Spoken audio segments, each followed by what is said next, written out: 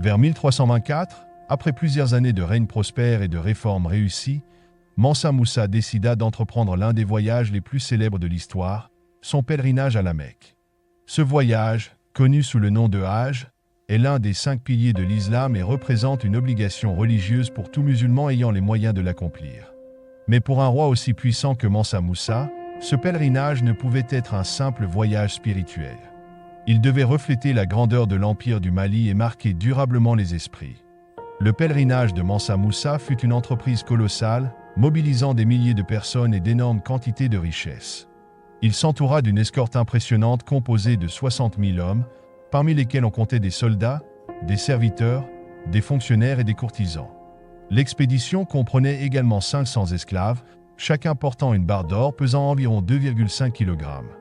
Un immense convoi de dromadaires et de chevaux fut mobilisé pour transporter les provisions, les équipements et les coffres remplis d'or.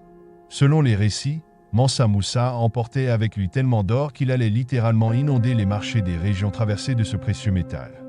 Le but de cette démonstration de richesse était non seulement de financer son voyage, mais aussi de renforcer le prestige de l'Empire du Mali aux yeux du monde musulman. Le pèlerinage de Mansa Moussa avait plusieurs objectifs. Moussa était un musulman pieux et souhaitait accomplir son devoir spirituel en se rendant à la Mecque. Ce voyage témoignait de sa foi et de son attachement à l'islam. Le pèlerinage offrait une occasion unique de nouer des relations avec les grandes puissances musulmanes de l'époque, notamment l'Égypte et les cités du Hedjaz. En distribuant de l'or et en finançant des mosquées, Moussa espérait renforcer les liens entre le Mali et le monde musulman. Par cette démonstration de richesse et de puissance, Mansa Moussa voulait inscrire l'Empire du Mali dans l'histoire mondiale et montrer qu'il était à la tête d'un royaume prospère et influent. Le départ de l'expédition eut lieu à Niani, la capitale de l'Empire du Mali. Ce fut un événement spectaculaire qui rassembla une foule immense venue assister au départ du roi et de son escorte.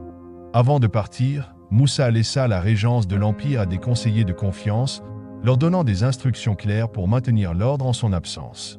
L'expédition prit la route en direction du nord-est, traversant les savanes et les régions semi-arides du Sahel avant d'atteindre le désert du Sahara.